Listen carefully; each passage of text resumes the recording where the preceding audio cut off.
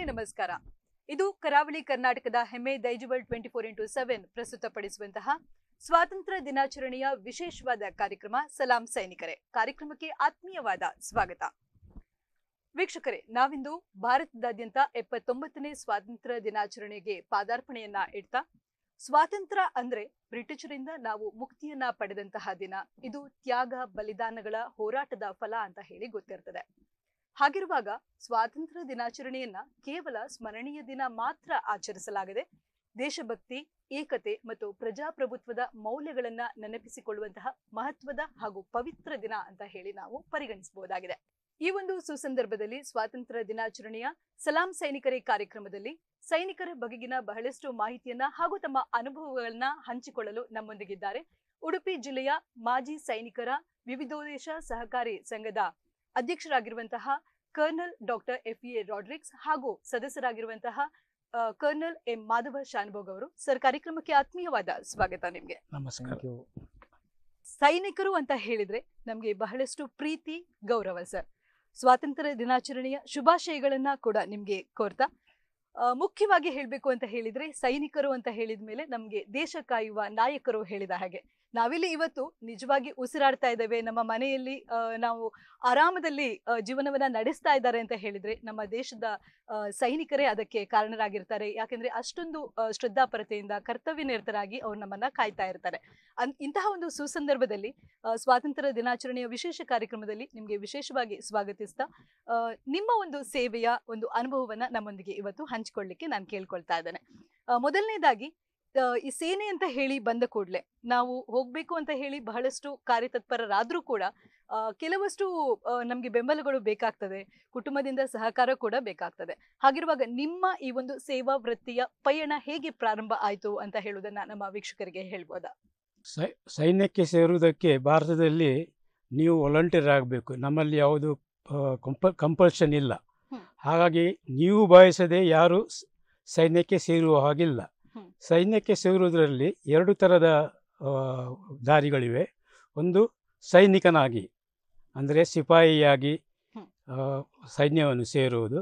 ಇನ್ನೊಂದು ಅಧಿಕಾರಿಯಾಗಿ ಸೈನ್ಯವನ್ನು ಸೇರುವುದು. ಸೈನಿಕರಾಗಿ ಸೇರಲು ಈಗಿನ ಕಾಲದಲ್ಲಿ ಅಗ್ನಿವೀರ್ ಸ್ಕೀಮ್ ಅಂತ ಒಂದಿದೆ. ಅದು 4 ವರ್ಷಗಳ ಸೇವೆ ಮಾಡುವುದು. ಆ ಅಗ್ನಿವೀರಲ್ಲಿ 25% ಜನರನ್ನು ಪರ್ಮನೆಂಟ್ ಮಾಡ್ತದೆ.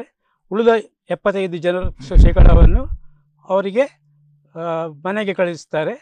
ಅವರಿಗೆ ಮತ್ತೆ ಬೇರೆ ಬೇರೆ ಸರ್ಕಾರಿ ಸರ್ಕಾರಿ ಸೇವೆಯಲ್ಲಿ ಅವರಿಗೆ ಉದ್ಯೋಗ ನೀಡುವ ಸ್ಕೀಮ್ ಎಲ್ಲ ಇದೆ. ನಿಮ್ಮ ಜರ್ನಿ ಯಾವ ರೀತಿಯಲ್ಲಿ ಪ್ರಾರಂಭವಾಯಿತು? ನಾನು ಸೈನ್ಯಕ್ಕೆ ಅಧಿಕಾರಿಯಾಗಿ ಸೇರಿ, ನಾನೊಬ್ಬ ವೈದ್ಯನಾಗಿದ್ದೆ. ನಾನು ವೈದ್ಯಕೀಯ ಮಹಾವಿದ್ಯಾಲಯದಲ್ಲಿ ಇದ್ದಾಗ ನನ್ನ ಕೆಲವು ಹಿರಿಯ ಸ್ನೇಹಿತರು ಸೈನ್ಯವನ್ನು ಸೇರಿದ್ರು ಮತ್ತು ಅವರ ಎಕ್ಸ್ಪೀರಿಯನ್ಸ್ ನಮ್ಮ ಹತ್ರ ಹೇಳಿಕೊಂಡಿದ್ರು. ಸೊ ಹಾಗಾಗಿ ನಾನು ಒಂದು ಎಂಟ್ರೆನ್ಸ್ ಎಕ್ಸಾಮ್ ಇದೆ, UPSC ಮಾಡೋದು. ಅದರ ಪರೀಕ್ಷೆಯಲ್ಲಿ ಕೊಟ್ಟು ಅದರಲ್ಲಿ ಪಾಸಾಗಿ ನನಗೆ ಕಮಿಷನ್ ಬಂತು. ಹಾಗಾಗಿ ನಾನು ಸೈನ್ಯವನ್ನು ಸೇರಿದ್ದೆ. ಎಷ್ಟು ವರ್ಷಗಳ ಕಾಲ ಸೇವೆಯನ್ನು ಸಲ್ಲಿಸಿದ್ರಿ? ನಾನು 1978ರಲ್ಲಿ ಏಪ್ರಿಲ್ನಲ್ಲಿ ನಾನು ಸೈನ್ಯವನ್ನು ಸೇರಿದ್ದೆ. ಆಗ ವೈದ್ಯಕೀಯ ವಿದ್ಯಾರ್ಥಿಯಾಗಿದ್ದ ನನಗೆ 3 ದಾರಿಗಳಿದ್ದವು. ಒಂದು ಸಣ್ಣ ಕ್ಲಿನಿಕ್, ಪ್ರೈವೇಟ್ ಕ್ಲಿನಿಕ್ ನಮ್ಮ ಊರಲ್ಲೆಲ್ಲ ಅದು ಮಾಡಿ ನನ್ನ ಜೀವನ ಸಂಪಾದಿಸುವುದು, ಇಲ್ಲ ಸರ್ಕಾರಿ ಸೇವೆಯನ್ನು ಮಾಡುವುದು, ಇಲ್ಲ ಹೊರಗಿನ ದೇಶಕ್ಕೆ ಹೋಗಿ ಸೇವೆಯನ್ನು ಸಲ್ಲಿಸುವುದು. ನನಗೆ ಪ್ರೈವೇಟ್ ಪ್ರಾಕ್ಟೀಸ್ ಮಾಡಲಿಕ್ಕೆ ಏನು ಇಂಟ್ರೆಸ್ಟ್ ಇರಲಿಲ್ಲ. ಯಾಕಂದರೆ ನನಗೆ ನನ್ನ ಆಗಿನ ಅನುಭವದ ಪ್ರಕಾರ ಸರಿಯಾದ ವೈದ್ಯಕೀಯ ಸೇವೆಯನ್ನು ಒಂದು ಮಹಾ ಆಸ್ಪತ್ರೆಯಲ್ಲೇ ಆಗುವುದು ಸಣ್ಣ ಕ್ಲಿನಿಕ್ನಲ್ಲಿ ಆಗುವುದಿಲ್ಲ ಅಂತ ನನ್ನ ಅಭಿಪ್ರಾಯವಿತ್ತು. ಆಗ ಸರ್ಕಾರಿ ಸೇವೆ ಸೇರಲಿಕ್ಕೆ ಆಗಿದ್ದ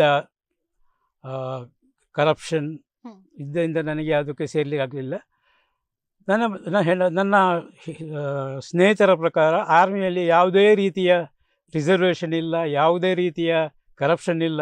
ಪರೀಕ್ಷೆ ಪಾಸ್ ಮಾಡಿ ನೀವು ಮುಂದೆ ಹೋಗ್ತೀರಿ. ಹಾಗಾಗಿ ನಾನು 1978ರಲ್ಲಿ ಸೈನ್ಯದ ವೈದ್ಯಕೀಯ ವಿಭಾಗವನ್ನು ಸೇರಿದೆ. ಅಲ್ಲಿಯೇ 29 ವರ್ಷ ಸೇವೆ ಸಲ್ಲಿಸಿ 2006ರಲ್ಲಿ ಸ್ವಯಂ ನಿವೃತ್ತಿಯನ್ನು ತಗೊಂಡೆ. ವೈದ್ಯಕೀಯ ವಿಭಾಗದಲ್ಲಿದ್ದಾಗಲೇ ನಾನು ನನ್ನ ಪೋಸ್ಟ್ ಗ್ರ್ಯಾಜುಯೇಷನ್ MS ಕಣ್ಣಿನ ಚಿಕಿತ್ಸಾ ವಿಭಾಗದಲ್ಲಿ MS ಡಿಗ್ರಿ ತಗೊಂಡೆ. ಹಾಗಾಗಿ ಹೆಚ್ಚಿನ ಸೇವೆ ನಂದು ಮಿಲಿಟರಿ ಆಸ್ಪತ್ರೆಗಳಲ್ಲೇ ಇತ್ತು. ಮೊದಲ 8 ವರ್ಷ ಮಾತ್ರ ನಾನು ಬಾರ್ಡರ್ನಲ್ಲಿದ್ದೆ, ಕಾಶ್ಮೀರ ಬಾರ್ಡ್ರಲ್ಲಿ. ಇವತ್ತು ಅದು ತುಂಬ ಹಾಟ್ ಆಗಿದೆ. ಈಗ ನೀವು ಕೇಳ್ಬೋದು ಕುಪ್ವಾರ, ತಂಗ್ದಾರ್ ಆ ಜಾಗಗಳಲ್ಲಿ ಈಗ ತುಂಬ ಕಮ್ಮಿ ಆಗಿದೆ. ಮೊದಲು 88ರಿಂದ 2010ರವರೆಗೆ ತುಂಬ ಟೆರರಿಸಮ್ ನಡೀತಾ ಇತ್ತು. ಈಗ ತುಂಬ ಕಮ್ಮಿ ಆಗಿದೆ. ಸರ್, ಮಾಧವ ಸರ್, ನೀವು ನಿಮ್ಮ ಒಂದು ಸೇವಾ ಪ್ರವೃತ್ತಿಯನ್ನ ಹೇಗೆ ಪ್ರಾರಂಭಿಸಿದ್ರಿ? ಇದರ ಒಂದು ಪಯಣದ ಬಗ್ಗೆ ಹೇಗೆ ಹೇಳ್ತೀರಾ? ಮೊದಲು ನೀವು ಈ ಸೈನಿಕರ ವಿಷಯದಲ್ಲಿ ಅಭಿರುಚಿ ತೋರಿಸಿದ್ದಕ್ಕೆ ನಿಮಗೆ ನನ್ನ ಹಾರ್ದಿಕ ಧನ್ಯವಾದಗಳು ಸರ್. ಈಗ ನನ್ನ ಸೈನಿಕ ವೃತ್ತಿಯ ವಿಷಯ ಕಿರುಪರಿಚಯ. ನಾನು ಒಬ್ಬ ಇಂಜಿನಿಯರ್, ನಾನು ಒಬ್ಬ ರ್ಯಾಂಕ್ ಹೋಲ್ಡರ್ ಇಂಜಿನಿಯರ್. ನಾನು ಇಂಜಿನಿಯರಿಂಗ್ ಕಾಲೇಜ್ನಲ್ಲಿ ಲೆಕ್ಚರರ್ ಜಾಬಿಗೆ ಸ್ಟಾರ್ಟ್ ಆಗಿದ್ದೆ. ಆಗ ಇದು 1970ನೇ ವರ್ಷ. ಆಗ ನಮ್ಮ ಪಾಕ್ ವಾರ್, ಬಾಂಗ್ಲಾದೇಶ್ ವಾರ್ ನ ವಿಷಯದಲ್ಲಿ ಸ್ವಲ್ಪ ಹರಡುವ ಮೋಡಗಳು ಚದರಿಸ್ತಿತ್ತು ಆಕಾಶದಲ್ಲಿ. ಆಗ ನಮ್ಮ ಆಗಿನ ಪ್ರಧಾನಿ ಇಂಜಿನಿಯರ್ಸ್ಗಳು ಆರ್ಮಿಗೆ ಸೇರುವುದಕ್ಕಾಗಿ ತುಂಬ ಬೇಡಿಕೆಯನ್ನು ಕೊಡ್ತಾಯಿದ್ರು. ಆಗ ಸ್ವಲ್ಪ ಸಣ್ಣ ಪ್ರಾಯ, ಇಂಜಿನಿಯರಿಂಗ್ ಕಾಲೇಜಿನಲ್ಲಿ ಲೆಕ್ಚರರ್ ಆಗಿದ್ರು ಸಹ ದೇಶ ಪ್ರೇಮಕ್ಕಾಗಿ, ದೇಶಕ್ಕೆ ಸೇವೆ ಮಾಡಬೇಕಾಗಿ ನಾನು ಆರ್ಮಿಗೆ ಸೇರಲಿಕ್ಕೆ ಅಪ್ಲೈ ಮಾಡಿದೆ. ಲಕ್ಕಿಲಿ ನನ್ನ ಇದರಲ್ಲಿ ಸೆಲೆಕ್ಟ್ ಆದೆ. ಮತ್ತು ಇಂಡಿಯನ್ ಮಿಲಿಟರಿ ಅಕಾಡೆಮಿ, ಆರ್ಮಿಗೆ ಸೇರುವುದಕ್ಕೆ ಬೇರೆ ಬೇರೆ ವಿಧಾನಗಳು ಇದ್ದಾವೆ, ಅದು ಕಡೆಗೆ ನಾನು ಹೇಳ್ತೇನೆ. ಒಂದು ಇಂಜಿನಿಯರ್ಸು ಇಂಡಿಯನ್ ಮಿಲಿಟರಿ ಅಕಾಡೆಮಿಗೆ ಹೋಗ್ತಾರೆ, ಅಲ್ಲಿ 1 ವರ್ಷದ ಟ್ರೈನಿಂಗ್ ಇದೆ. ಅಲ್ಲಿ ಹೋಗುವ ಅಂಚದಲ್ಲೇ ಇಂಡೋ ಪಾಕ್ ವಾರ್ ಶುರು ಆಯಿತು. ನಮ್ಮ ಬ್ಯಾಚಿನವರು ಸೀದಾ ವಾರಿಗೆ ಹೋದರು. ಅದು ಬಹಳ ದುರದೃಷ್ಟದ ವಿಷಯ ಅಂದರೆ ನನ್ನ ಬ್ಯಾಚಿನ ಅನೇಕ ಯಂಗ್ಸ್ಟರ್ಸು 1 ತಿಂಗಳ ಸಂಬಳ ತೆಗೊಳ್ಳುವ ಮೊದಲೇ ಹುತಾತ್ಮರಾಗಿದ್ದಾರೆ. ಒಂದು ಎಕ್ಸಾಂಪಲ್ ಅಂತ ಹೇಳಿದರೆ, ನಮ್ಮ ಅರುಣ್ ಕ್ಷೇತ್ರಪಾಲ್ ಅಂತೇಳಿ ಗೊತ್ತಿದ್ದವರಿಗೆ ಗೊತ್ತಿರ್ಬೋದು. ಅವರ ಪರಮವೀರ ಚಕ್ರ ಸಿಕ್ಕಿತ್ತು. ನನ್ನ ಬಹಳ ಕ್ಲೋಸ್ ಮಿತ್ರರಾಗಿದ್ದರು, ರೂಮ್ಮೇಟ್ ಆಗಿದ್ದರು ಅಕಾಡೆಮಿಯಲ್ಲಿ. ಅಲ್ಲಿಂದ ವಾರಿಗೆ ಹೋಗಿ ಪಾಕಿಸ್ತಾನದ 4 ಟ್ಯಾಂಕ್ಗಳನ್ನು ನೋಡಿದು ಅವರು ಹುತಾತ್ಮರಾದರು. ಇಂಥ ನನ್ನ ಆರ್ಮಿ ಕ್ಯಾರಿಯರ ಬಿಗಿನಿಂಗ್ ಮೊದಲು ಅದು. ಅದರ ನಂತರ ನನ್ನ ಆರ್ಮಿ ಕ್ಯಾರಿಯರಲ್ಲಿ ನಾನು ಹೆಚ್ಚಿನ ನನ್ನ ಸಮಯ ಬಾರ್ಡರ್ನಲ್ಲಿದ್ದೆ. ರಜೌರಿ ಪುಂಚ್ನಲ್ಲಿ ಒಂದು ಯೂನಿಟ್ ಕಮಾಂಡ್ ಮಾಡಿದೆ. ಆಗ ನಾವು ಸೀಕ್ರೆಟ್ ಯೂನಿಟ್, ಅದು ಪಾಕಿಸ್ತಾನದ ದೊಡ್ಡ ದೊಡ್ಡ ಸೀನಿಯರ್ ಆಫೀಸರ್ಸ್ಗಳ ಮೂಮೆಂಟು ಎಲ್ಲ ನಾವು ಸೆಟ್ಲೈಟಿಂದ ರೆಕಾರ್ಡ್ ಮಾಡಿ ಅವರ ಯೂನಿಟ್ಸ್ ಮೂಮೆಂಟೆಲ್ಲ ಹುಡುಕ್ತಾಯಿದ್ರು. ಆ ನಂತರ ನನಗೆ ಸಿಕ್ಕಿಂನಲ್ಲಿ ಪೋಸ್ಟಿಂಗ್ ಆಗಿತ್ತು, ಚೈನಾ ಬಾರ್ಡರ್ನಲ್ಲಿ. ಅಲ್ಲಿಯೂ ಆರ್ಮಿಯವರ ಜೀವನದ ಸಹಿಷ್ಣುತೆ ಕಷ್ಟ, ಈ ವಿಷಯ ಗೊತ್ತಿದ್ದವರಿಗೆ ಗೊತ್ತಿದೆ. ಅಂದರೆ ಆ ಪ್ರದೇಶದಲ್ಲಿ ಕೋಲ್ಡ್ ಏನು ಊಟದ ಸವಲತ್ತಿಗೆ ಇಲ್ಲದೆ ಬಹಳ ಕಷ್ಟದಲ್ಲಿ ಇದ್ದಾರೆ. ಆದರೆ ಅದೊಂದು ದೇಶಕ್ಕಾಗಿ, ದೇಶ ಪ್ರೇಮಕ್ಕಾಗಿ ನಮ್ಮ ಯಂಗ್ಸ್ಟರ್ಸ್ ಅಂತ ಕೆಲಸ ಮಾಡ್ತಾರೆ, ಬಹಳ ಪ್ರಶಂಸನೀಯ. ಅದರ ನಂತರ ನಾನು ಸ್ವಲ್ಪ ಸಮಯ ಆರ್ಮಿ ಹೆಡ್ ಕ್ವಾರ್ಟರ್ನಲ್ಲಿ ಮತ್ತು ಡೆಲ್ಲಿಯಲ್ಲಿ ಸಹ ಕಮಾಂಡ್ ಮಾಡಿದೆ. ಆಗ ರಿಪಬ್ಲಿಕ್ ಡೇ ಪರೇಡಿಗೆಲ್ಲ ನಾನು ಕೋರ್ ಆಫ್ ಸಿಗ್ನಲ್, ನಾನು ಇಂಜಿನಿಯರ್ಸ್, ಇದು ಎಲೆಕ್ಟ್ರಾನಿಕ್ಸ್ ಇಂಜಿನಿಯರ್ ಆದ್ದರಿಂದ ನಾವೆಲ್ಲ ಸ್ಯಾಟಲೈಟು, ಕಮ್ಯುನಿಕೇಷನ್, ಕಂಪ್ಯೂಟರ್ ಎಲ್ಲ ನಮ್ಮ ಅಡಿಗೆ ಬರ್ತಿತ್ತು. ನಾನು ಸೀನಿಯರ್ ಆಫೀಸರ್ ಆದಾಗ ನನಗೆ ಸಾಧಾರಣ 2,000 ಜನ ನನ್ನ ಅಡಿಯಲ್ಲಿ ಕೆಲಸ ಮಾಡ್ತಿದ್ರು. about 200 ಗಾಡಿಗಳಿತ್ತು. ಅದರ ನಂತರ ಇನ್ನೊಂದು ಯೂನಿಟ್ ಅಂತ ಹೇಳಿದ್ರೆ, ನಾನು ಈಗ ನೀವು ಕೇಳ್ತಾ ಇದ್ದೀರಿ, ಇದು ಮಣಿಪುರ್ ಮತ್ತು ನಾಗಾಲ್ಯಾಂಡ್, ಅಲ್ಲಿಯೂ ಇನ್ಸರ್ಜೆನ್ಸಿ ಇದೆ. ನೀವು ಪೇಪರ್ ನೋಡಿದರೆ ಯಾವಾಗಲೂ ಅಲ್ಲಿ ಗಲಾಟೆ ಆಗ್ತದೆ, ಅಲ್ಲಿ ಎಥ್ನಿಕ್ ಪ್ರಾಬ್ಲಮ್ಸ್ ಇದೆ. ಅಲ್ಲಿ ಕಮಾಂಡ್ ಮಾಡಿದೆ. ಕಮಾಂಡ್ ಮಾಡುವುದಂತ ಹೇಳಿದರೆ, ನಾವು ಜವಾನ್ಸ್ಗಳನ್ನು ನಮ್ಮ ಮಕ್ಕಳ ಹಾಗೆ ನೋಡ್ತೇವೆ. ಅವರ ಜೀವನದ ಜವಾಬ್ದಾರಿ ನಮ್ಮ ಮೇಲಿದೆ. ಅವರ ಫ್ಯಾಮಿಲಿ ದೂರ ಇರ್ತೇವೆ, ಆ ಫ್ಯಾಮಿಲಿಗಳ ಕಷ್ಟವನ್ನು ನಾವು ನೋಡ್ತೇವೆ. ಆದ್ದರಿಂದ ಆರ್ಮಿ ಜೀವನ ಮತ್ತು ಸಿವಿಲಿನ ಜವಾಬ್ದಾರಿಯಲ್ಲಿ ತುಂಬ ವ್ಯತ್ಯಾಸ ಇದೆ. ಸಿವಿಲ್ನಲ್ಲಿ ಅವರಿಗೆ ಸಂಬಳ ಕೊಡ್ತಾರೆ, ಅವರ ಹೆಂಡತಿ ಮಕ್ಕಳ ವಿಷಯದಲ್ಲಿ ಯಾರೂ ಕೇರ್ ಮಾಡೋದಿಲ್ಲ. ಆರ್ಮಿಯಲ್ಲಿ ನಾವು ಖಂಡಿತ ಬಹಳ ಕ್ಲೋಸ್ ಆ ವಿಷಯದಲ್ಲಿ ಕೇರ್ ಮಾಡ್ತೇವೆ. ಅಲ್ಲಿ ಆ ಯೂನಿಟಲ್ಲಿ ಕಮಾಂಡ್ ಮಾಡಿದೆ. ಹೀಗೆ ನಾನು 1971ನೇ ಯುದ್ಧದಲ್ಲಿ ಸೇರಿದವ. ಈ 3 ಬಾರ್ಡರ್ ಯೂನಿಟ್ಗಳನ್ನು ಕಮಾಂಡ್ ಮಾಡಿ, ಅದರ ನಂತರ ಕಾರ್ಗಿಲ್ ಯುದ್ಧದ ನಂತರ ನಾನು ಆರ್ಮಿಯಿಂದ ಹೊರಗೆ ಬಂದೆ. ಅದು ಸಾಧಾರಣ 30 ವರ್ಷ ನಾನು ಆರ್ಮಿಯಲ್ಲಿದ್ದೆ. ಬಹಳ ಸಂತೋಷದ ಜೀವನ, ಬಹಳ ಅಚೀವ್ಮೆಂಟ್ ಆಯಿತು. ಆ ಒಂದು ಬಾಂಧವ್ಯ ಅಂದರೆ ಆರ್ಮಿಯಲ್ಲಿ ಒಂದು ವಿಷಯ ಒಳ್ಳೆಯದಂದರೆ, ನಾವು ಆ ಜಾತಿ ಈ ಜಾತಿ, ಈ ಪ್ರದೇಶ ಆ ಪ್ರದೇಶ, ಯಾವ ಭಾವನೆಗಳು ಇಲ್ಲ. ನಾವು ಒಂದು ಬ್ರದರ್ಸ್ಗಳಾಗಿ, ಅಂದರೆ ನಾವು ನಾಳೆ ಯುದ್ಧ ಬಂದರೆ ಸಾಯಬೇಕಾದ್ರೆ ಒಟ್ಟಿಗೆ ಸಾಯ್ತೇವೆ, ಒಟ್ಟಿಗೆ ಜೀವ ಕೊಡ್ತೇವೆ ಅಂತ ಒಂದು ದೇಶಕ್ಕಾಗಿ ದುಡಿಯುವಂತಹ ಸೈನಿಕರು ಅಂತ ಯಾವ ಜಾತಿ ಧರ್ಮ ಅದರಲ್ಲಿ ಜಾತಿ ಧರ್ಮ ಇಲ್ಲವೇ ಇಲ್ಲ. ಒಂದು ಕಾಲೋನಿಯಲ್ಲಿ ನಿಮ್ಮ ಪಂಜಾಬಿ ಇರ್ಬೋದು, ಬೆಂಗಾಲಿ ಇರ್ಬೋದು, ಮತ್ತು ಮಡ್ರಾಸ್ ಇರ್ಬೋದು, ಯಾವ ಭೇದವೂ ಇಲ್ಲ. ನಮ್ಮ ಮಕ್ಕಳು ಆ ರೀತಿಯಲ್ಲಿ ಮೇಲೆ ಬಂದಿದ್ದಾರೆ. ಅದೊಂದು ಬಹಳ ಒಂದು ಒಳ್ಳೆಯ ವಿಷಯ, ಆರ್ಮಿ ವಿಷಯ. ಹೆಚ್ಚಿನವರಿಗೆ ದುರದೃಷ್ಟವಶಾತಿ ಇಲ್ಲಿಯ ಜನರಿಗೆ ಜಾಸ್ತಿ ಆರ್ಮಿಯ ಮೇಲೆ ಅಭಿಪ್ರಾಯ ಇಲ್ಲ, ಪರಿಚಯ ಇಲ್ಲ. ಆರ್ಮಿ ಅಂತ ಹೇಳಿದರೆ ನಮ್ಮ ಸಿನಿಮಾದಲ್ಲಿ ನೋಡಿದ ಹಾಗೆ ಬಂದು ಹಿಡ್ಕೊಂಡು ನಾವು 4 ಜನ ಹೋಗ್ತಾರೆ, ಅದೇ ಆರ್ಮಿ. ಅದು ಅಲ್ಲ.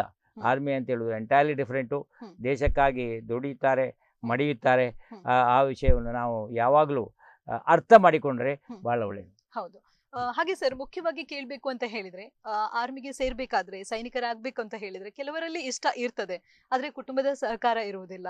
ಆದ್ರೆ ಮೊದಲು ಆರ್ಮಿಗೆ ಹೋಗ್ಬೇಕಾದ್ರೂ ಈಗ ಆರ್ಮಿಗೆ ಜಾಯ್ನ್ ಆಗ್ಬೇಕಾದ್ರೂ ಅಜಗಜಾಂತರ ವ್ಯತ್ಯಾಸವನ್ನ ನಾವು ನೋಡ್ಬೋದು. ನೀವು ಹೋಗುವ ಅಂದ್ರೆ 30 ವರ್ಷಗಳ ಹಿಂದಿನ ಒಂದು ಸ್ಟೋರಿಯನ್ನ ಹೇಳ್ಬೇಕಾದ್ರೆ, ನಿಮ್ಗೆ ನಿಮ್ಮ ಕುಟುಂಬದವರು ಹೇಗೆ ಸಹಕಾರವನ್ನ ಕೊಟ್ಟಿದ್ರು ಆರ್ಮಿಗೆ ಜಾಯ್ನ್ ಆಗ್ತಿದ್ದೀರಿ ಅಂತ ಹೇಳುವಾಗ, ಹಾಗೆ ಇಂದಿನ ಯುವಕರಿಗೆ ನೀವು ಆರ್ಮಿನ ಜಾಯ್ನ್ ಆಗ್ಲೇಬೇಕು ಅಂತ ಹೇಳೋದಕ್ಕೆ ಏನ್ ಹೇಳಲಿಕ್ಕೆ ಇಷ್ಟಪಡ್ತೀರಾ? ನಾನು ಆರ್ಮಿಯಲ್ಲಿ ಸೇರುವಾಗ ನನ್ನ ತಂದೆ ಗೌರ್ಮೆಂಟ್ ಸರ್ವೆಂಟ್ ಆಗಿದ್ದರು, PWD ಇಂಜಿನಿಯರ್ ಆಗಿದ್ದರು. ಸೊ ಅವರು ಹೇಳಿದ್ರು, ನೀನು ಸರ್ಕಾರಿ ಸೇವೆಗೆಲ್ಲ ಮಾಡೋದು ಬೇಡ, ಅಲ್ಲಿರುವ ಅದು ಅವರಿಗೆಲ್ಲ ಗೊತ್ತಿತ್ತು ಯಾವ ಥರದ ಕರಪ್ಷನ್ ಇದೆ, ಯಾವ ಥರ ರಾಜಕೀಯ ನಾಯಕರ ಒತ್ತಡ ಎಲ್ಲ ಬರುತ್ತೆ ಕೆಲಸ ಮಾಡೋದಲ್ಲಿ. ಅದರ ಬದಲು ನೀವು ಆರ್ಮಿಗೆ ಹೋಗೋ, ಆರ್ಮಿಯಲ್ಲಿ ಯಾರಾದ್ರೂ ಒತ್ತಡನೂ ಇಲ್ಲ, ನಿಮ್ಮ ಕೆಲಸ ಮಾಡಿದ್ರೆ ನೀವಾಯಿತು, ನಿಮ್ಮ ಕೆಲಸವಾಯಿತು. ಹಾಗಾಗಿ ಮನೆಯಿಂದ ಫುಲ್ ಸಪೋರ್ಟ್ ಇತ್ತು. ಹಾಗಾಗಿ ನಾನು ನಮ್ಮ ಮನೆಯಲ್ಲಿ ಯಾರು ವಿರೋಧ ಮಾಡಲಿಲ್ಲ. ಮತ್ತು ಅವರಿಗೆ, ನಮ್ಮ ಮನೆಯವರಿಗೆ ಆರ್ಮಿ ಅಂದರೆ ಏನಂತ ಗೊತ್ತೂ ಇರಲಿಲ್ಲ. ಆರ್ಮಿಯ ಲೈಫಲ್ಲಿ ಯಾವ ಥರ ಇರುತ್ತೆ, ಏನು ಕಷ್ಟ ಇರುತ್ತೆ. ಅಲ್ಲಿ ಕೆಲವರು ಹೇಳಿದ್ರು, ಆರ್ಮಿಗೆ ಹೋದರೆ ಸಾಯುವ ಚಾನ್ಸ್ ಇದೆ ಅಂತ. ನೀವು ಉಡುಪಿ ಮಂಗಳೂರು ಟ್ರಾವೆಲ್ ಮಾಡಿದ ದಿವಸಕ್ಕೆ 2 ಜನರು ಆಕ್ಸಿಡೆಂಟಲ್ಲಿ ಸಾಯ್ತಾರೆ.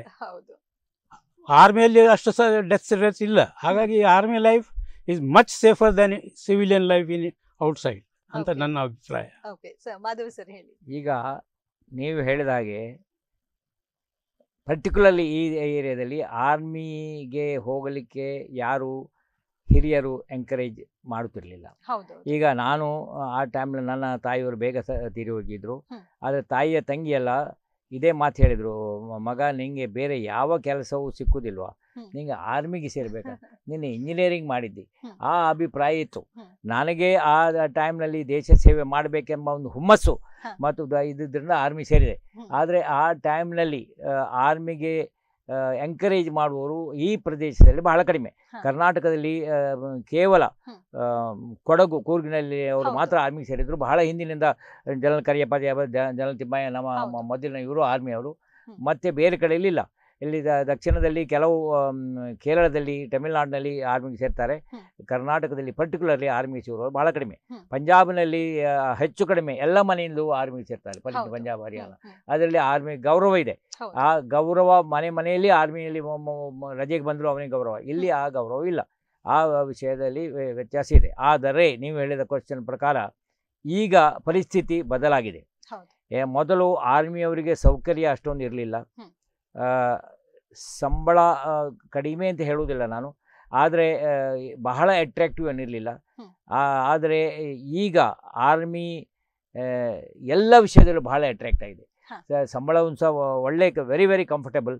ಮತ್ತು ಬೇರೆ ಎಲ್ಲ ಪರ್ಕ್ಸ್ ಆರ್ಮಿಯವರಿಗೆ ಅಕಾಮಡೇಷನ್ ಇದೆ, ಮತ್ತು ಫ್ರೀ ಟ್ರಾವೆಲಿಂಗು, ಆಫೀಸರ್ಸ್ಗಳಿಗೆ AC, ಮತ್ತು ಮಕ್ಕಳಿಗೆ ಎಜುಕೇಷನು, ಮತ್ತು ಮೆಡಿಕಲ್ ಟ್ರೀಟ್ಮೆಂಟು, ಮತ್ತು after retirement very good pension, ಇಂಥ ಅನೇಕ ಫೆಸಿಲಿಟಿಗಳು ಇರುವುದರಿಂದ ನನಗೆ ಕಾಣ್ತದೆ ಈಗ army has become very very attractive. ಇನ್ನೂ ಕೆಲವರಿಗೆ ಗೊತ್ತಿಲ್ಲದಿದ್ದರೆ ಆ ವಿಷಯ ಬೇರೆ. ಇನ್ನು ಮುಂದೆ ಜಾಬ್ ಆಪರ್ಚುನಿಟೀಸ್ ಬಹಳ ಕಷ್ಟ ಆಗ್ತಾ ಇದೆ, ಈಗಲೇ ಕಷ್ಟ ಆಗಿದೆ. ಈಗ ಆರ್ಟಿಫಿಷಿಯಲ್ ಇಂಟೆಲಿಜೆಂಟ್ ಬಂದ ನಂತರ ಎಷ್ಟೋ ಜಾಬ್ಗಳು ಹೋಗ್ಬೋದು. ಈಗ ಜಗತ್ತಿನ ಪರಿಸ್ಥಿತಿ ನೋಡಿ, ಯುರೋಪಿಯನ್ ಕಂಟ್ರಿಗಳಲ್ಲಿ ಜನ ಬೇಡ, ಅಮೆರಿಕದಲ್ಲಿ ಟ್ರಂಪ್ ಹೇಳ್ತಾ ಇದ್ದಾನೆ ಎಲ್ಲರೂ ಓಡಿಸ್ತೇನೆ. ಇಂಥ ಪರಿಸ್ಥಿತಿಯಲ್ಲಿ ಯಂಗ್ಸ್ಟರ್ಸು ಸಾವಿರಗಟ್ಟಲೆ ಮಕ್ಕಳು ನಾನು ಇಂಜಿನಿಯರಿಂಗ್ನಲ್ಲಿ ಕಡೆಗೂ ಪ್ರೊಫೆಸರ್ ಆಗಿದ್ದರಿಂದ ನನಗೆ ಪರಿಸ್ಥಿತಿ ಗೊತ್ತಿದೆ. ಅವರು ಹೊರಗೆ ಬರ್ತಾರೆ, MBA ಮಾಡಿ ಹೊರಗೆ ಬರ್ತಾರೆ, ಯಾವ ಸರಿಯಾದ ಸೂಟೇಬಲ್ ಜಾಬ್ ಇಲ್ಲ. ಅದರ ಕಂಪ್ಯಾರಿಸಿಬಲ್ ಆರ್ಮಿಗೆ ಸೇರಿದಲ್ಲಿ it's a very very respectable profession, satisfying profession. ಮತ್ತು ಮನಸ್ಸಿಗೆ ತೃಪ್ತಿ, ಫ್ಯಾಮಿಲಿ ಒಳ್ಳೆ ರೀತಿಯಲ್ಲಿ ಬೆಳೀತದೆ, ಮಕ್ಕಳಿಗೆ ಎಜುಕೇಷನ್ ಒಳ್ಳೆ ಸಿಗ್ತದೆ, ಗೌರವ ಸಿಗ್ತದೆ ಸಮಾಜದಲ್ಲಿ. ಮತ್ತು ಒಂದು ಡಿಸಿಪ್ಲಿನ್, ಜೀವನದಲ್ಲಿ ಡಿಸಿಪ್ಲಿನ್ ಮತ್ತು ಆರೋಗ್ಯ, ಈ ಎಲ್ಲ ವಿಷಯದಲ್ಲಿ ನಾನು ಧೈರ್ಯದಲ್ಲಿ ಹೇಳಬಲ್ಲೆ ಆರ್ಮಿಯ ಕ್ಯಾರಿಯರಷ್ಟು ಒಳ್ಳೆ ಕ್ಯಾರಿಯರ್ ಇವತ್ತಿಗೆ ಇಲ್ಲ. ಕೆಲವರು ತಿಳಿದಿದ್ದಾರೆ, ಅದರಿಂದ ಆರ್ಮಿಗೆ ಸೇರ್ತಾರೆ. ಈ ಸೇರ್ಲಿಕ್ಕೆ ಎಷ್ಟೋವರೆಗೆ ಗೊತ್ತಿಲ್ಲದಿದ್ದವರಿಗೆ ನಾನು ಎಂಕರೇಜ್ ಮಾಡ್ತೇನೆ. ಅಂದ್ರೆ ಕರ್ನಾಟಕ ಭಾಗದ ಬಹಳಷ್ಟು ಜನ ಯುವಕರು ಆರ್ಮಿಗೆ ಸೇರ್ಬೇಕು ಅಂತ ಹೇಳೋದನ್ನ ನೀವು ಉತ್ತೇಜನ ಮಾಡ್ತಾ ಇದ್ದೇನೆ. ಮತ್ತೆ ಈಗ ಜನರು ಅದಕ್ಕೆ ರೆಸ್ಪಾನ್ಸ್ ಮಾಡ್ತಾ ಇದ್ದಾರೆ. ಮೊದಲಿಗಿಂತ ಈಗ ಪರಿಸ್ಥಿತಿ ತುಂಬಾ ವ್ಯತ್ಯಾಸ ಆಗಿದೆ ಮತ್ತು ರಿಯಲಿ ಅದರ ಬೆನಿಫಿಟ್ ಇದೆ. ಹೌದು, ಅಂದ್ರೆ ರಾಷ್ಟ್ರ ನಿರ್ಮಾಣದ ಕಾರ್ಯದಲ್ಲಿ ನಮ್ಮ ಯುವಕರು ಈಗ ಕೈ ತೊಡಗಿಸ್ಲಿಕ್ಕೆ ಸನ್ನದ್ಧರಾಗಿದ್ದಾರೆ, ಹಾಗೆ ಇದಕ್ಕೆ ಬರ್ತಾ ಇದ್ದಾರೆ. ಇದರಿಂದ ನಮ್ಮ ಸೈನಿಕರ ಸಂಖ್ಯೆ ಕೂಡ ಅಂದ್ರೆ ಕರ್ನಾಟಕ ಭಾಗದಿಂದ ಕೂಡ ಜಾಸ್ತಿ ಆಗ್ತಾ ಇದೆ ಅಂತ ಹೇಳುವುದನ್ನ ನಾವು ನೋಡ್ಬೋದು. ಸರ್, ಹಾಗೆ ನಮ್ಮ ಮತ್ತಷ್ಟು ಮಾಹಿತಿಯನ್ನ, ನಿಮ್ಮ ಅನುಭವಗಳನ್ನ ನಮ್ಮ ಮುಂದಿನ ಭಾಗದಲ್ಲಿ ಮಾತನಾಡೋಣ. ವೀಕ್ಷಕರೇ, ಸಲಾಂ ಸೈನಿಕರೇ ಕಾರ್ಯಕ್ರಮದಲ್ಲಿ ಈಗೊಂದು ಪುಟ್ಟ ವಿರಾಮದ ನಂತರ ಕಾರ್ಯಕ್ರಮ ಮತ್ತೆ ಮುಂದುವರಿಯುತ್ತದೆ.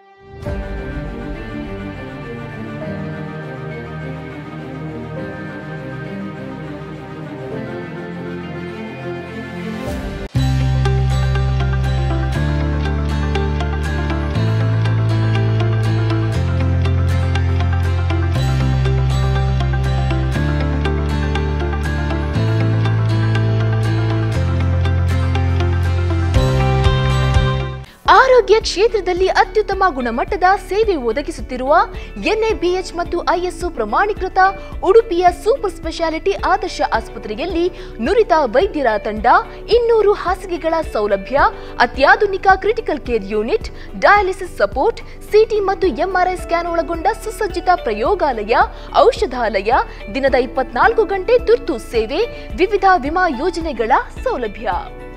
ಸಮಗ್ರ ಆರೋಗ್ಯ ಸೇವೆಗಾಗಿ ಸಂಪರ್ಕಿಸಿ ಆದರ್ಶ ಆಸ್ಪತ್ರೆ super speciality centre, KSRTC bus ನಿಲ್ದಾಣದ ಹತ್ತಿರ, Udupi.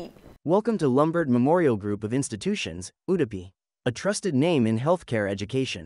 Our colleges: Lombard Memorial College of Paramedical and Allied Health Sciences, offering BSc Medical Laboratory Technology, Diploma Medical Laboratory Technology, Diploma Operation Theater and Anesthesia Technology, Diploma Medical Imaging Technology. For admission details, contact 8867782987, 9902243642. Your future in healthcare starts here. ನಮಗ ನೋಲ್ತಿಕೊಂಡು ಮಗ ಒಂದೇ ನೋಲ್ತಿಕೊಂಡು ಮಗ ಒಂದು ಆ shop ಪಲ್ಲೆ ಅಲ್ಲಿ ಉಂಟೆ ಅಡೆ ಪೋಡ ನಬ ನ ನೋಲ್ತಿಕೊಂಡು ಮಗ ಹೌದಾ ಒಂದು ಮುಲ್ಪ ಪಲ್ಲೆ ಮೂಲೆ ಉಂಟು ಅಡೆ ಪೋಡ ಶೇ ನಮ್ಮ ನ ನೆಟ್ಟು ಕೆಲವು ಐಟಮ್ ಪೂರ ತಿಕ್ಕದನ ಮಗ, ಕೆಲವು ಐಟಮ್ ವಾಶ್ ಆಪಡ್ತಿಕೊಂಡು ಮಗ. ಒಂದು ಮಾತ ಬೇತೆ ಬೇತೆ ಅಂಗಡಿಗೆ ತೊಂಡರೀರಿ, ಒಂದು ಮಾತ ಒಂಜೇ ಕಡೆ ತಿಕ್ಕೊಂಡಿ Girija health care and surgicals.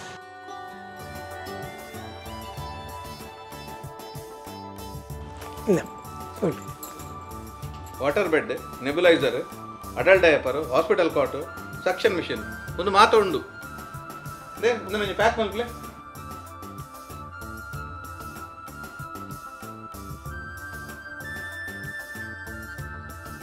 Girija health care and surgical ಮಾತಾತಿಕೊಂಡು. Girija health care and surgicals, Guru Nityanand building, Kalpana road near Mitra hospital, Udupi. Ground floor, city plaza near PVS circle and Lalitha jewellery, next to Durgamba transport office, Shedigudde, Mangaluru. Ground floor, Atharva complex, opposite hotel Parijatha, main road, Kundapur. Manipal ಆರೋಗ್ಯ card 25 ವರ್ಷಗಳ ಯಶಸ್ವಿ ಸೇವೆಯೊಂದಿಗೆ ಸಂಪೂರ್ಣ ಕುಟುಂಬಕ್ಕೆ ವಿಶ್ವಾಸಾರ್ಹ ಮತ್ತು ಮೌಲ್ಯಯುತ ಸೇವೆಯ ಜೊತೆಗೆ ಜನರ ಭರವಸೆಯ ಆರೋಗ್ಯ ಕಾರ್ಡ್ ಆಗಿದೆ. 2 ವರ್ಷಗಳ ಸುರಕ್ಷಾ ಅವಧಿಯೊಂದಿಗೆ ಸೇವಾ ಅಗತ್ಯತೆಗಳನ್ನು ಪಡೆದುಕೊಳ್ಳಬಹುದು. ಒಳರೋಗಿ, ಹೊರರೋಗಿ, ಪ್ರಯೋಗಾಲಯ, ರೇಡಿಯಾಲಜಿ ಸೇರಿದಂತೆ ಇನ್ನಿತರ ಸೇವೆಯಲ್ಲಿ ರಿಯಾಯಿತಿ ಸಿಗಲಿದೆ. ಈ ವಿಶೇಷ ರಿಯಾಯಿತಿ ಮಣಿಪಾಲ ಸಮೂಹ ಆಸ್ಪತ್ರೆಗಳಲ್ಲಿ ಲಭ್ಯ. ನಿಯಮ ಹಾಗೂ ಷರತ್ತುಗಳು ಅನ್ವಯಿಸಲಿದೆ. ನೋಂದಾವಣೆ ಮತ್ತು ರಿಯಾಯಿತಿ ವಿವರಗಳಿಗಾಗಿ ಸಂಪರ್ಕಿಸಿ 9980854700 082029234748.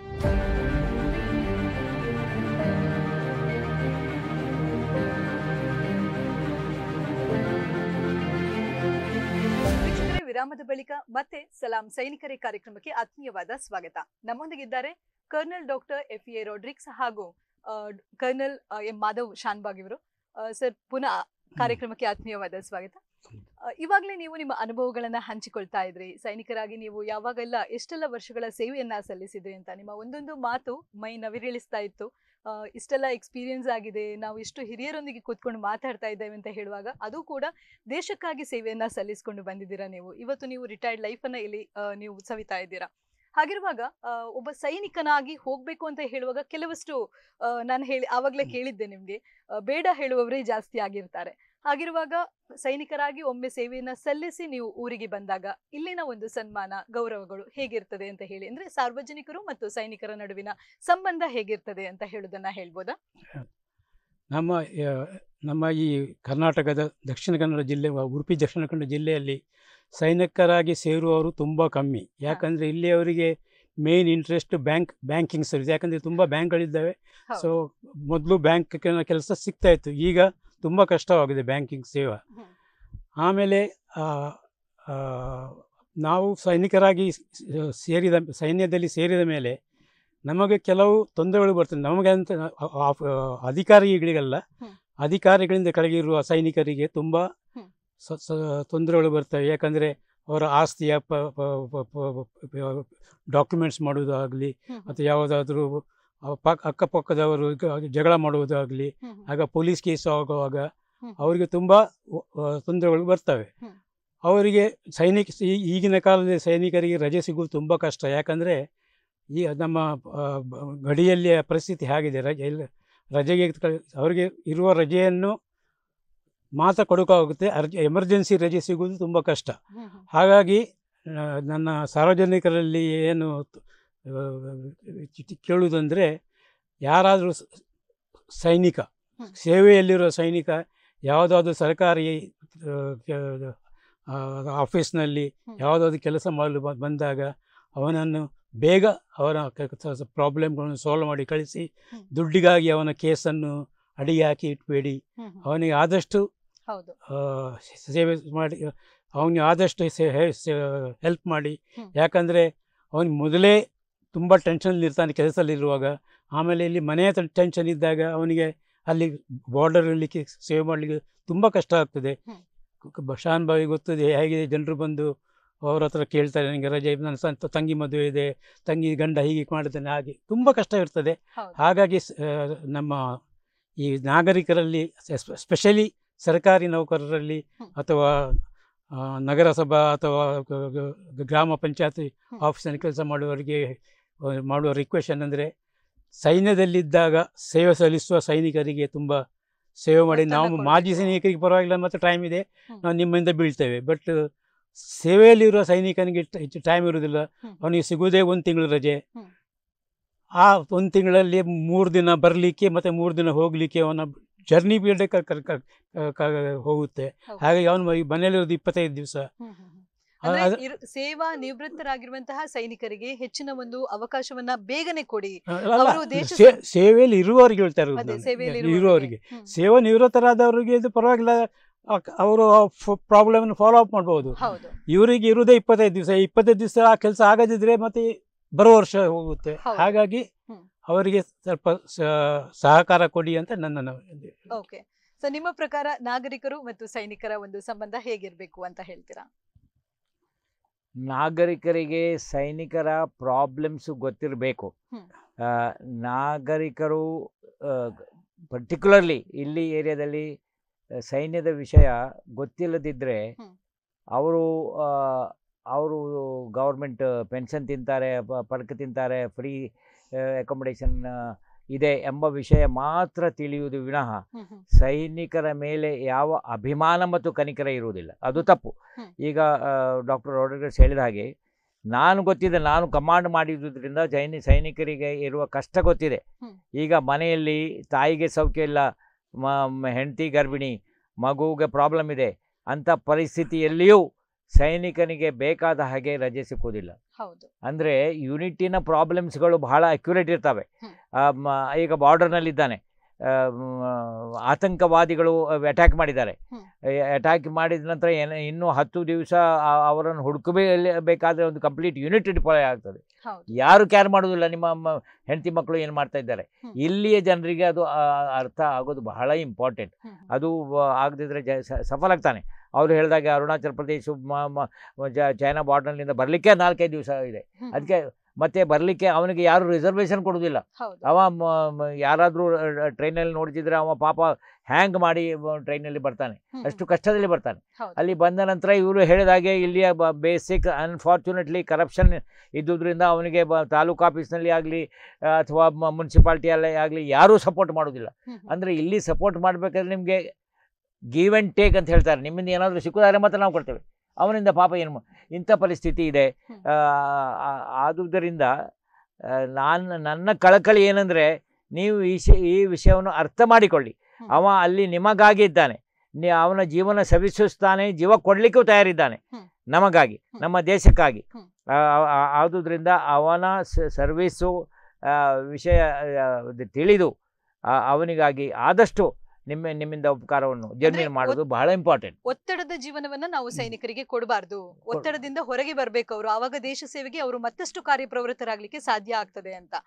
ಹಾಗೆ ಸರ್, ಒಬ್ಬ ಸೇನಾ ಅಧಿಕಾರಿಯಾಗಿ ಸೇರ್ಬೇಕು ಅಂತ ಹೇಳಿದ್ರೆ ಅವರಿಗೆ ಯಾವ ರೀತಿಯ ಅರ್ಹತೆಗಳು ಇರಬೇಕು ಅಂತ ಹೇಳ್ಬೋದಾ? ನಾನು ಸೇನಾ ಅಧಿಕಾರಿ ಆಗಲಿಕ್ಕೆ ಸೇರುವ ವಿಷಯದಲ್ಲಿ ಸ್ವಲ್ಪ ಹೇಳ್ತೇನೆ.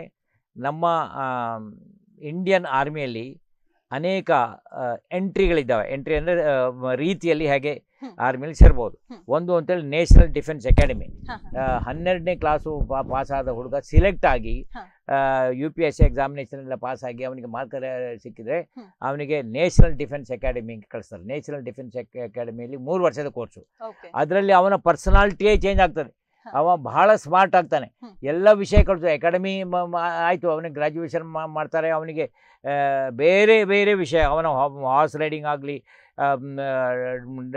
ಇದು ಬೇರೆ ಬೇರೆ ಡ್ರೈವಿಂಗು ಮತ್ತು ನಿಮ್ಮ ಶಿಸ್ತು ಎಲ್ಲ ವಿಷಯದಲ್ಲಿ ಮಾತಾಡಲಿಕ್ಕೆ ಕಮ್ಯುನಿಕೇಷನ್ ಸ್ಕಿಲ್ಲು ಎಲ್ಲವನ್ನು ಅಲ್ಲಿ ಕಲಿಸ್ತಾರೆ. ಅದರಿಂದ ನಂತರ ಇಂಡಿಯನ್ ಮಿಲಿಟರಿ ಅಕಾಡೆಮಿಗೆ 1 ವರ್ಷ ಅವ ಆಫೀಸರ್ ಆಗಿ ಲೆಫ್ಟಿನೆಂಟ್ ಆಗಿ ಬರ್ತಾನೆ.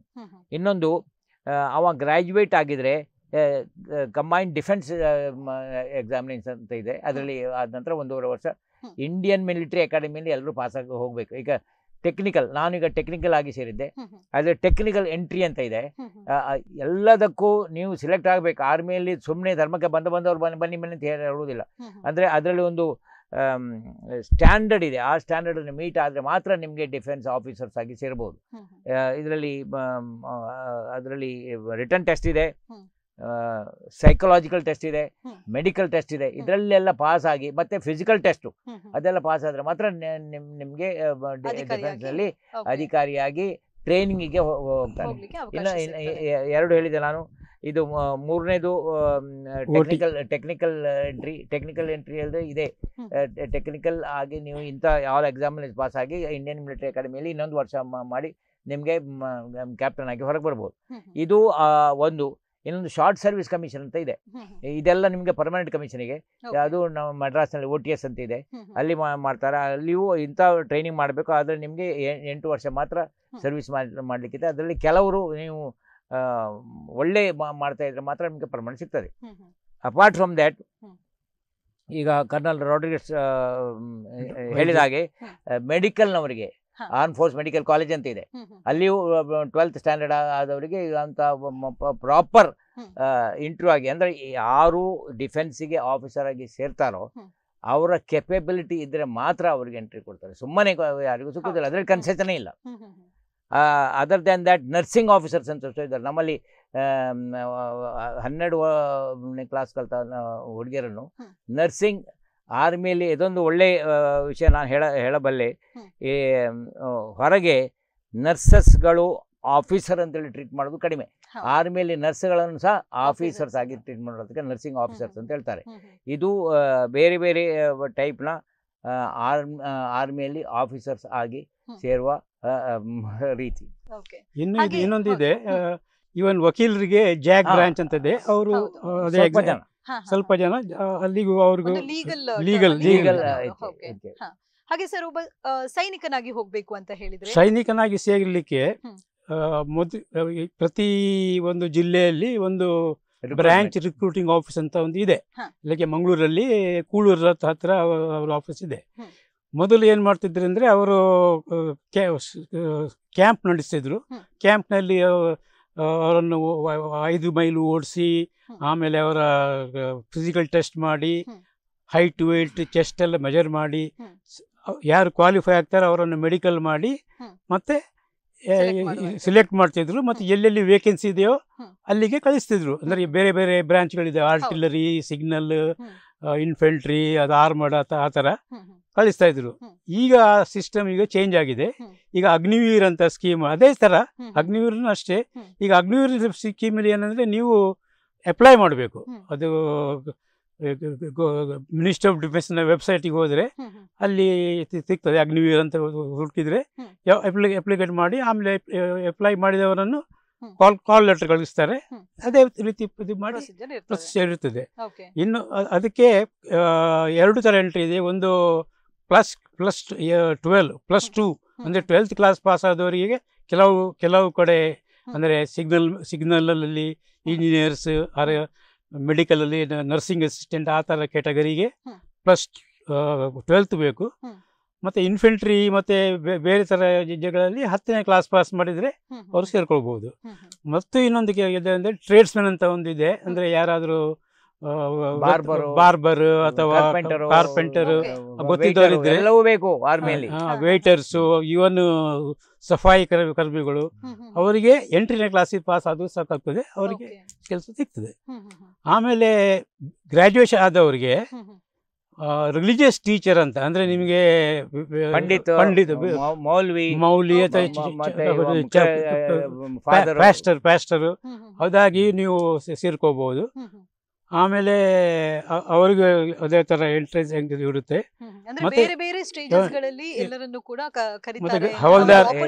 ಇದರಲ್ಲಿ ಒಂದು ಪಾಯಿಂಟ್ ನಾನು ಹೇಳ್ತೇನೆ, ಯಾಕೆ ಬೇಕಂತ ಹೇಳಿದ್ರೆ, ಆರ್ಮಿಯಲ್ಲಿ ಒಂದು ಯೂನಿಟ್ ಲೈಕ್ ನೀವು ಹೇಳಿರ್ಬೋದು 5ನೇ ಗೂರ್ಖಾ ಅಥವಾ 4ನೇ ಪಂಜಾಬ್ ಮತ್ತೆ 2ನೇ ಜಾಟ್, ಅಂದ್ರೆ ಇದು ಬ್ರಿಟಿಷರು ಮಾಡಿದ ಸಿಸ್ಟಮ್.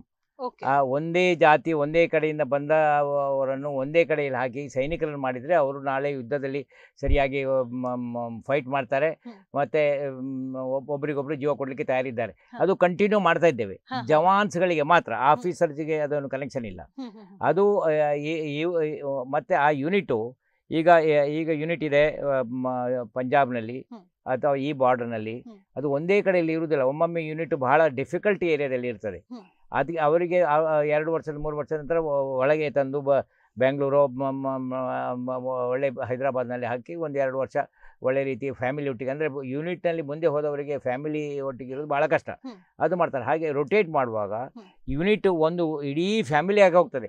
ಅದರಲ್ಲಿ ಅವರೊಟ್ಟಿಗೆ ಮೋಚಿ ಹೋಗ್ತಾನೆ, ಕಾರ್ಪೆಂಟರ್ ಹೋಗ್ತಾನೆ, ಪಂಡಿತ್ ಹೋಗ್ತಾನೆ. ಅದು ಎಲ್ಲ ನಿಮಗೆ ಅಂದರೆ ಬಾರ್ಡರ್ ಏರಿಯಾಗೆ ಹೋದರೆ ನೀವು ಎಲ್ಲೇ ಹುಡುಕುತ್ತೀರಿ ಇಂಥ ಟ್ರೇಡ್ಸ್. ಅದಕ್ಕಾಗಿ ಆರ್ಮಿಯಲ್ಲಿ ಎಲ್ಲ ಟೈಪ್ನ ಟ್ರೇಡ್ಸ್ಗಳು ಇದ್ದಾವೆ. ಆ ಯೂನಿಟ್ನ ಒಟ್ಟಿಗೆ ಹೋಗ್ತವೆ. ಅಟ್ಯಾಚ್ಮೆಂಟ್ ಇದೆ. ಅವ್ರಿಗೆ ಸಹ ರೈಫಲ್ ಕೊಡ್ತಾರೆ. ಅವ್ರಿಗೆ ಸಹ ಅವರ ಜೀವನವನ್ನು ಕಾಪಾಡುವುದು ಅವರ ಕೆಲಸ.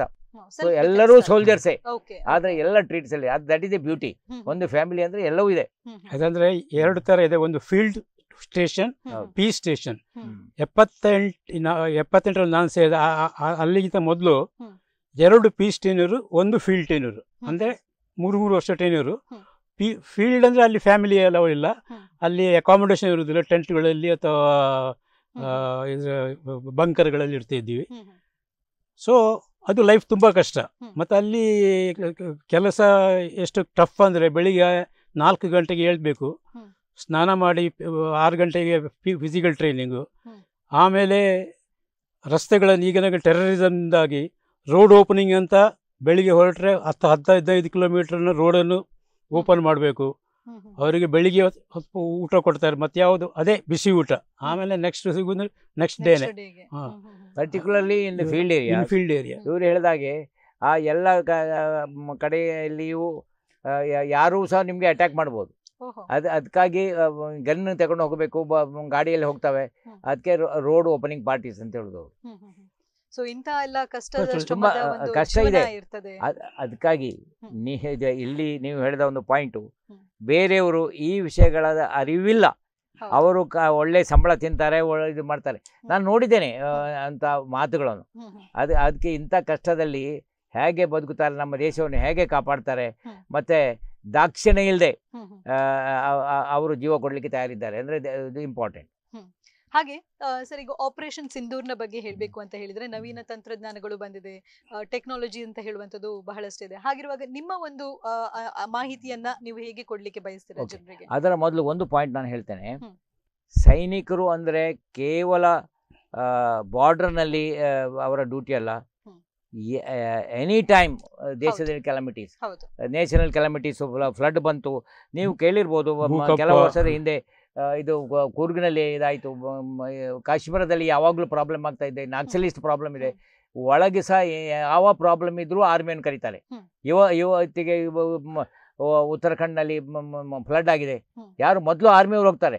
9 ಜನ ಆರ್ಮಿ ಸೈನಿಕರು ಸತ್ತು ಹೋಗಿದ್ದಾರೆ, ಯಾರು ಕೇಳುವವರಿಲ್ಲ. ಸೊ ಹಾಗೆ ಅಂತ ಯಾವ ನ್ಯಾಷನಲ್ ಕೆಲಾಮಿಟೀಸ್ಗಳಿಗೆ ಸಹ ಆರ್ಮಿ ಡಿಪ್ಲಾಯ್ ಆಗ್ತದೆ. ಅರ್ಥಕ್ವೇಕ್ ಆದರೂ ಆರ್ಮಿಯವ್ರು ಹೋಗ್ತಾರೆ. ಆರ್ಮಿಯವರಿಗೆ ಕೆಪಬಿಲಿಟಿ ಇದೆ, ಕೂಡಲೇ ಒಂದು ಬ್ರಿಡ್ಜ್ ಮಾಡಲಿಕ್ಕೆ ಸಾಧ್ಯತೆ ಇದೆ, ಡ್ಯಾಮ್ ಹಾಕಲಿಕ್ಕೆ ಸಾಧ್ಯತೆ ಇದೆ. ಯಾವ ರೀತಿಯ ಮೊದಲು ಕೂಡಲೇ ಡಾಕ್ಟರ್ಸ್ಗಳನ್ನ ಅಲ್ಲಿ ಕಳಿಸ್ತಾರೆ, ಅವರಿಗೆ ಎಮರ್ಜೆನ್ಸಿ ಮೆಡಿಸಿನ್ ಕೊಡ್ತಾರೆ. ಎಮರ್ಜೆನ್ಸಿ ಎಂಥ ಆರ್ಮಿ ಎಲ್ಲಿ ಪ್ರಾಬ್ಲಮ್ ಇದೆಯೋ ದೇಶದಲ್ಲಿ ಆರ್ಮಿ ಅಲ್ಲಿ ಹೋಗ್ತದೆ. ಆರ್ಮಿ ಖಾಲಿ ಬಾರ್ಡರ್ಗೆ ಮಾತ್ರ ಹೋಗೋದಿಲ್ಲ, ಅದು ಬಹಳ ಇಂಪಾರ್ಟೆಂಟ್. ನಾವು ಕೇವಲ 45 ನಿಮಿಷದಲ್ಲಿ ಒಂದು ಫೀಲ್ಡ್ ಹಾಸ್ಪಿಟಲ್ ನಾವು ಸೆಟ್ ಮಾಡಿ ಆಪರೇಷನ್ ಮಾಡ್ಲಿಕ್ಕೆ ಶುರು ಮಾಡ್ತೇವೆ. ಭೂಕಂಪ ಈಗ ಬರ್ಮಾದಲ್ಲಿ ಆಯಿತು, ಆಮೇಲೆ ಟರ್ಕಿಯಲ್ಲಿ ಭೂಕಂಪ ಆಯಿತು. ನಮ್ಮ ಫೀಲ್ಡ್ ಹಾಸ್ಪಿಟಲ್ ಬೈ ಏರ್ ತಗೊಂಡು ಹೋಗಿ ಕೂಡಲೇ ಶುರು ಮಾಡ್ತೇವೆ ಕೆಲಸ. ನಾವು ಮಾಡುವ ಕೆಲಸವನ್ನು ಯಾರು ಮಾಡ್ಲಿಕ್ಕೆ ಸಾಧ್ಯ ಇಲ್ಲ, ಕೂಡಲೇ ಆಪರೇಟ್. ಅಥವಾ ನೀವೀಗ ಆಪರೇಷನ್ ಸಿಂಧೂರ್ನ ವಿಷಯ ಹೇಳಿದ್ರಿ, ಇದು ಒಂದು ಬಹಳ ಒಂದು ಮುಖ್ಯ ಒಂದು ಎಕ್ಸಾಂಪಲ್ನ ಉದಾಹರಣೆಯ ಯುದ್ಧ. ಅದು ದೇಶದ ತಂತ್ರಜ್ಞಾನ, ವೈಜ್ಞಾನಿಕ ಮನೋಭಾವ ಮತ್ತು ಸ್ವಾಭಿಮಾನವನ್ನು ಸೇರಿ ಮಾಡಿ ಸಕ್ಸಸ್ ಆದ ಯುದ್ಧ. ಈ ಯುದ್ಧ ಮತ್ತು ಮೊದಲು ನಾವು ಮಾಡಿದ ಯುದ್ಧಗಳಿಗೆ ತುಂಬ ವ್ಯತ್ಯಾಸ ಇದೆ. ನಾನು ಹೇಳಿದಾಗೆ 1971ರಲ್ಲಿ ನಾವು ಯುದ್ಧ ಮಾಡಿತ್ತು. ಆಗ ಬಾಂಗ್ಲಾದೇಶ ಒಳಗೆ ಹೋಗಿತ್ತು, ಬಹಳ ಕಷ್ಟದಿಂದ ಎನಿಮಿಯನ್ನು ಎದುರಿಸಿ ಒಳಗೆ ಹೋಗಿ ಸಾಧಾರಣ 90,000 ಪಾಕಿಸ್ತಾನಿಗಳನ್ನು ಅರೆಸ್ಟ್ ಮಾಡಿ ಬಂದಿದ್ದೇವೆ. ಆಗ ಸರೆಂಡರ್ ಆಗಿದ್ದೇವೆ ಆ ಟೈಮ್ನಲ್ಲಿ. ಕಡೆಗೆ ಕಾರ್ಗಿಲ್ ವಾರ್ ನಾನು ಹೇಳಿದ ಜಸ್ಟ್ ಉದಾಹರಣೆಗೆ, ಅದರಲ್ಲಿಯೂ ಭಾರ ಪರ್ವತ ಶಿಖರದಲ್ಲಿ ಪಾಕಿಸ್ತಾನದವರು ಕೂತಿದ್ರು. ಅವರನ್ನು ಓಡಿಸ್ಲಿಕ್ಕೆ, ಅವರನ್ನು ಫೇಸ್ ಮಾಡಿ ಮೇಲೆ ಹತ್ತಬೇಕು. ಅವರು ಒಬ್ಬೊಬ್ಬರನ್ನೇ ಹಕ್ಕಿಗಳನ್ನು ಹೊಡಿತಿದ್ರು ಅಂತ ವಾರ್. ಆದರೆ ಕಾರ್ಗಿಲ್ ಇದು ನಮ್ಮ ಈಗದ ಆಪರೇಷನ್ ಸಿಂಧೂರು ಏಕ್ದಮ್ ಟೆಕ್ನಿಕಲ್ ವಾರ್. ಅದು ನಮ್ಮ ಟೆಕ್ನಾಲಜಿ ಮತ್ತು ಮಾಡರ್ನ್ ವೆಪನ್ಸ್ಗಳನ್ನು ಯೂಸ್ ಮಾಡಿ ನಾವು ಆ ವಾರನ್ನು ವಿನ್ ಮಾಡಿದ್ದೇವೆ. ಇದು ಬೆಲ್ಗಾವ್ನಲ್ಲಿ 22 ಏಪ್ರಿಲ್ನಲ್ಲಿ ಆದ ಆತಂಕವಾದಿ ಅಟ್ಯಾಕ್ಗಳನ್ನು ಎದುರಿಸಲಿಕ್ಕೆ ನಾವು ಕೆಲವೇ ದಿನಗಳಲ್ಲಿ ಪ್ರಿಪೇರ್ ಮಾಡಿ, ಅದೊಂದು ಸ್ಪೆಸಿಫಿಕ್, ನಾನು ಅದಕ್ಕೆ ಗೌರ್ಮೆಂಟಿಗೆ ಸಹ ಭಾಳ ಶ್ಲಾಘನೀಯವಾದ ಕೆಲಸ ಮಾಡಿದ್ದಾರೆ, ಅದಕ್ಕೆ ಅಪ್ರಿಷಿಯೇಟ್ ಮಾಡ್ತೇನೆ. ಇದು ಅಂದರೆ ನಾವು ಸಾಧಾರಣ ಅವರ 9 ಆತಂಕವಾದಿ ನೆಲೆಗಳನ್ನು ಮಾತ್ರ ಡೈರೆಕ್ಟ್ ಹೊಡೆದಿದ್ದೇವೆ. ಅತ್ಲಾಗಿತ್ಲಾಗಿ ಸಿವಿಲಿಯನ್ಸ್ ಮತ್ತು ಯಾರಿಗೂ ಅಟ್ಯಾಕ್ ಮಾಡಲಿಲ್ಲ. ಅಂಥ ವೆಪನ್ಸ್ಗಳನ್ನು ಯೂಸ್ ಮಾಡಿದ್ದೇವೆ. ನಾವು ತಂದ ಫಾರಿನ್ ವೆಪನ್ಸ್ಗಳನ್ನು ನಮ್ಮ ತಂತ್ರಜ್ಞಾನಗಳನ್ನು ಯೂಸ್ ಮಾಡಿ ಡಿಪ್ಲಾಯ್ ಮಾಡಿದ್ದೇವೆ. ಮತ್ತು ಸೆಟಲೈಟ್ ಇಮೇಜ್ಗಳಿಂದ ಅದನ್ನು ಅದೇ ಜಾಗನಲ್ಲಿ ಹೊಡೆಯುವ ಹಾಗೆ ಮಾಡಿದ್ದೇವೆ.